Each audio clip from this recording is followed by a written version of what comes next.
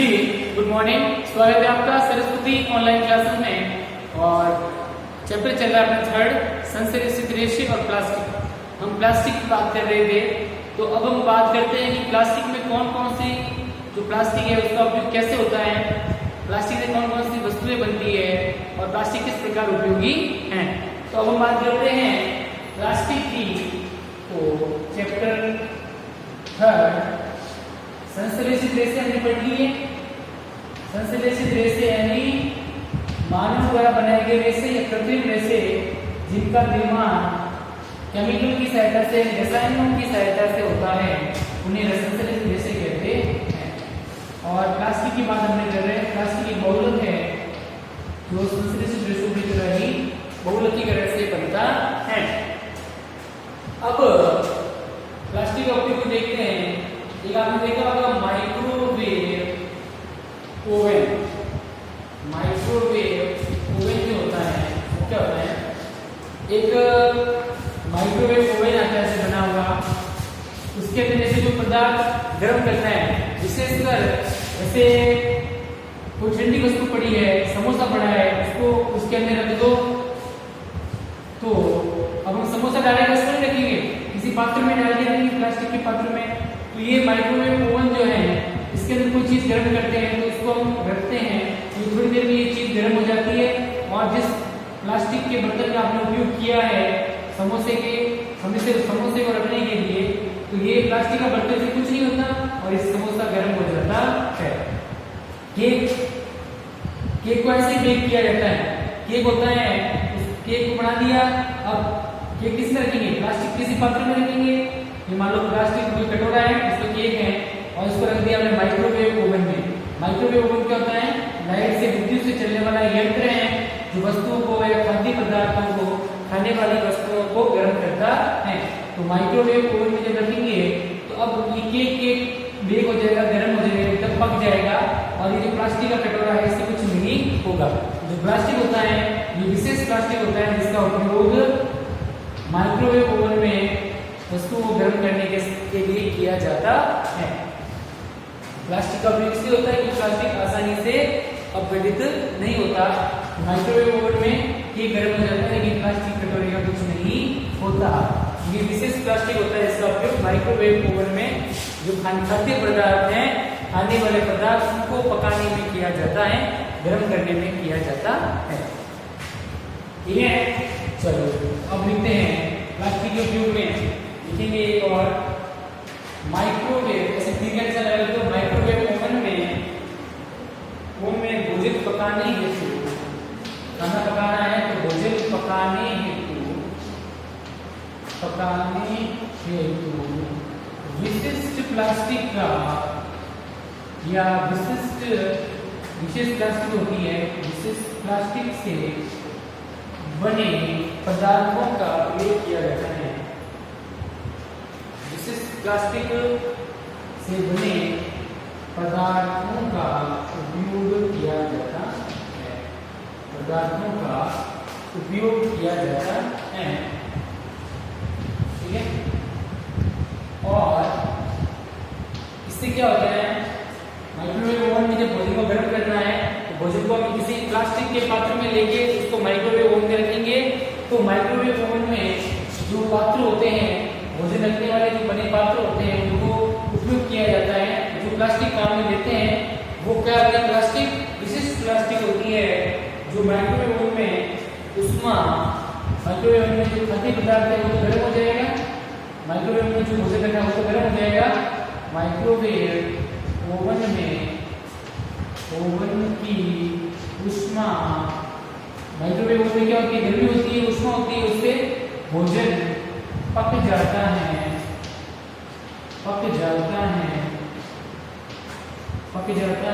और पात्र, जो पात्र काम में प्लास्टिक से बने पात्र हैं उनका कुछ नहीं होता। प्लास्टिक पात्र प्रभावित नहीं होता, प्लास्टिक से बने पदार्थ प्रभावित नहीं होते। ओके, आगे एक और है टेफ्लॉन। टेफ्लॉन एक आता है प्लास्टिक। टेफ्लॉन भी एक प्रकार का क्या है, प्लास्टिक ही होता है। ये टेफ्लॉन में क्या होता है, जैसे जो बर्तन होते हैं ना, जैसे मान लो ये बर्तन है, उसके ऊपर टेफ्लॉन की परत आती है पूरी से, ठीक है। बर्तन के ऊपर जो टेफ्लॉन की प्लास्टिक, टेफ्लॉन क्या है, एक प्रकार का प्लास्टिक। जो बर्तन होते हैं खाना पकाने में जो बर्तन काम में आते हैं, उनके ऊपर टेफ्लॉन प्लास्टिक की एक परत आती है, टेफ्लॉन की एक परत चढ़ाई जाती है, ऐसे लेप किया जाता है उसका। अपन लेप करते हैं ऊपर वैसे, तो खाने वाले या खाना पकाने वाले बर्तनों के ऊपर टेफ्लॉन नामक प्लास्टिक का परत चढ़ाई जाती है। और टेफ्लॉन में क्या होता है, खाना चिपकता नहीं है, तेल नहीं चिपकता और पानी भी इसके ऊपर नहीं चिपकता। तो इस टेफ्लॉन की परत जब खाने वाले बर्तनों पे चढ़ाई जाती है तो पानी और तेल ये इसकी परत से यहाँ चिपकता नहीं है और बर्तन ज्यादा गंदे नहीं होते और खाना भी अच्छी तरह से बनता है। तो इस टेफ्लॉन नामक प्लास्टिक का उपयोग खाना बनाने वाले बर्तनों के ऊपर परत, टेफ्लॉन की परत चढ़ाई जाती है जो तेल और पानी को इसकी ऊपर चिपकने नहीं देती और बर्तन गंदे नहीं होते, ठीक है। तो यहाँ पे समझ आ गया। टेफ्लॉन के बारे में देखते हैं, चलो। टेफ्लॉन क्या है, टेफ्लॉन भी एक विशिष्ट प्लास्टिक है, एक विशेष प्लास्टिक है, इसका विशेष उपयोग हो, विशिष्ट प्लास्टिक है जिस पर तेल और पानी नहीं चिपकते, इस पर तेल और पानी नहीं चिपकते, इस पर तेल और पानी भी चिपकते।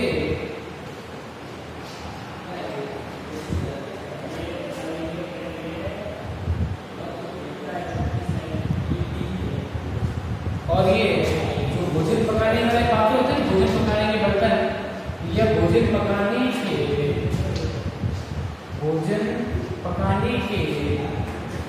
पात्रों पर न चिपकने वाली, भोजन पकाने वाले या भोजन पकाने के पात्रों पर न चिपकने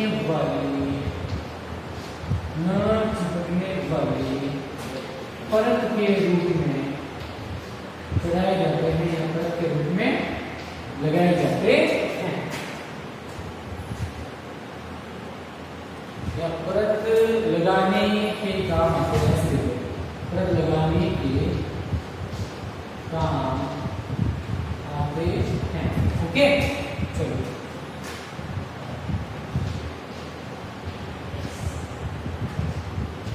ओके बेटा, चलो ये लिख दिया। अब प्लास्टिक का एक और उपयोग है, लिख दो।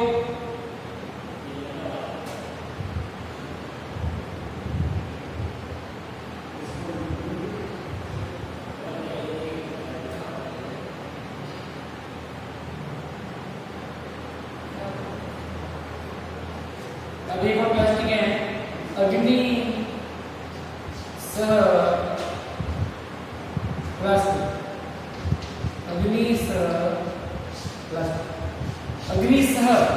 अग्नि आग को सहन करने वाले प्लास्टिक, आग को सहन करने वाले प्लास्टिक क्या होते हैं, देखो जब कहीं पे आग लगती है तो आग लगने पे जो आग बुझाने वाले लोग आते हैं उनके प्लास्टिक का एक कवर पहना हुआ होता है, हाथों में जो दस्ताने होते हैं, ग्लोव्स पहने होते हैं वो प्लास्टिक के होते हैं, और उनके जो कपड़े पहने होते हैं वो मेलामाइन, हमने देखा था थर्मोस्टेटिक प्लास्टिक में मेलामाइन और बेकेलाइट दो प्रकार के प्लास्टिक होते हैं। मेलामाइन जो प्लास्टिक है उसके बने कपड़े जो हैं, उस प्लास्टिक से बने कपड़े और उससे बने जो हाथ के दस्ताने होते हैं, ग्लोव्स हैं, वो पहनकर आग बुझाने वाले लोग आते हैं। क्योंकि जो मेलामाइन प्लास्टिक जो होता है और प्लास्टिक जो होता है वह विद्युत रोधी होता है और उष्मा रोधी यानी आग रोधी भी होता है। कितनी भी आग दो वह आग नहीं पकड़ेगा, आग को वो सहन कर लेगा। तो अग्नि सह प्लास्टिक यानी आग सहन करने वाले प्लास्टिक जो होते हैं उनमें मेलामाइन से बने कपड़े जो हैं वो लोग पहनते हैं, जो आग बुझाने आते हैं ना वो लोग। वो प्लास्टिक जो होता है वह आग उसमें नहीं लगती, आसानी से आग नहीं पकड़ता, और कितनी आग उस पर अगर मानो थोड़ी उष्मा लग जाए तो उससे कोई फर्क नहीं पड़ता। तो अग्नि सह आग को सहन करने वाले प्लास्टिक होते हैं, जो आग बुझाने वाले लोग जो है वो हाथों में दस्ताने पहनते हैं वो प्लास्टिक के बने होते हैं, कपड़े होते हैं वो प्लास्टिक के बने होते हैं, और वो प्लास्टिक होता है मेलामाइन प्लास्टिक। तो प्लास्टिक जो होता है वो आग नहीं पकड़ता, इसलिए अग्नि सह प्लास्टिक यानी आग सहन करने वाले प्लास्टिक जो होते हैं उनमें आग नहीं लगती। चलिए शुरू करें। तो अग्नि सह प्लास्टिक जो होते हैं, देखो हमने देखा कि जो संश्लेषित रेशे हैं, संश्लेषित रेशे यानी मानव निर्मित रेशे। संश्लेषित रेशे क्या होते हैं? सबसे बड़ी कमी क्या है संश्लेषित रेशों की? संश्लेषित रेशे आग पकड़ लेते हैं, आग लगने पर जो है कपड़ा है वो सभी से चिपक जाता है। तो संश्लेषित रेशे आसानी से आग पकड़ लेते हैं, आसानी से आग पकड़ लेते हैं, आसानी से आग पकड़ लेते हैं। जबकि प्लास्टिक होते हैं आग बुझाने वाले लोग जो हैं, आग बुझाने वाले लोगों के, आग बुझाने वाले लोगों के जो कपड़े या परिधान होते हैं, परिधान या कपड़े या परिधानों पर जो आग बुझाने वाले लोग आते हैं, इनके परिधानों पर, आग बुझाने वाले लोगों के परिधानों पर मेलामाइन जो प्लास्टिक होते हैं उनकी परत चढ़ी होती है, मेलामाइन प्लास्टिक की। जो आग बुझाने वाले लोग आते हैं उनके कपड़ों के ऊपर मेलामाइन प्लास्टिक होती है, वो लगी होती है, उसकी परत चढ़ी होती है। और मेलामाइन प्लास्टिक उन कपड़ों पे लगा होता है, परत चढ़ी होती है, ऊपर लेप किया हुआ होता है, तो वो मेलामाइन जो है वो आग नहीं पकड़ता, और जो आग बुझाने लोग हैं वो आग में कूद जाते हैं और लोग को बचा लेते हैं। मेलामाइन प्लास्टिक की परत चढ़ी होती है, परत चढ़ी होती है तथा परत चढ़ी होती है तथा उसे अग्नि रोधी बनाती है, उसे अग्नि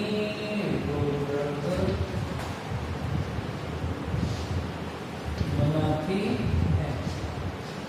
क्या बनाती है? अग्नि रोधी बनाती है। तो इनको फिर आगे बढ़ाते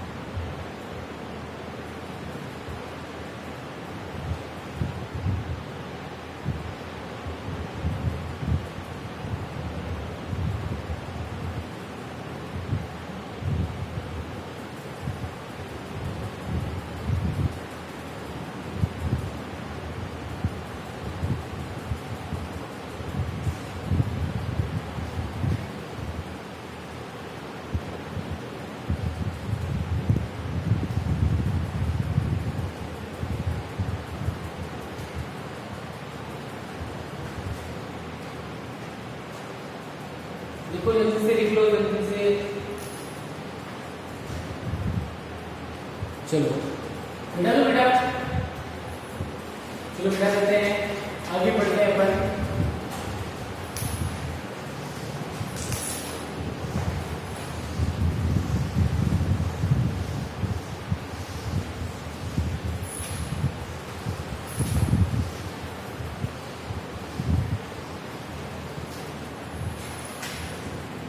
अब बात करते हैं प्लास्टिक और पर्यावरण। प्लास्टिक और पर्यावरण की बात करते हैं। ये प्लास्टिक जो है और ये पर्यावरण जो हमारे चारों ओर का आवरण है, पर्यावरण आप समझते हो ना, पर्यावरण, पर्यावरण दो शब्दों से मिलकर बना है, परि प्लस आवरण। अब ये जो परि में र पर था, जैसे ई मिला हुआ था, ई को क्या हो गया य, क्या हो गया य, तो प र आधा था, ये इसको आ गया और ये आ इसमें मिला, य में आ गया तो या, फिर पर्यावरण, पर्यावरण बन गया। ठीक है, तो ई को ये हो गया, यह शक्ति है इसमें। ठीक है, ई को ये हो जाता है तो यह शक्ति है। चलो लिखो तो परी, परी का मतलब होता है चारों ओर, परी का मतलब क्या होता है चारों ओर, आवरण यानी घेरा, चारों ओर का जो आवरण है, घेरा है, उसे पर्यावरण कहते हैं। पर्यावरण में क्या होता है, तो पर्यावरण जो है उसमें वायु, जल, पेड़ पौधे सब आ गए, जो आपको दिखाई दे रहा है सब पर्यावरण में आ जाता है, जैविक घटक, अजैविक घटक सब। ठीक है, अब ये पर्यावरण है, अब इस पर्यावरण के लिए प्लास्टिक क्या है, खतरा, क्या है खतरा। तो जब हम प्लास्टिक का ज्यादा से ज्यादा उपयोग करेंगे तो पर्यावरण क्या होगा, दूषित हो जाएगा। अब कैसे होगा दूषित, देखो प्लास्टिक जो होता है ना, प्लास्टिक को गलने में, गलना मतलब अपघटन, गलना मतलब क्या होता है अपघटन होने में, प्लास्टिक को अपघटन होने में कई साल लग जाते हैं, 500 साल, 1000 साल।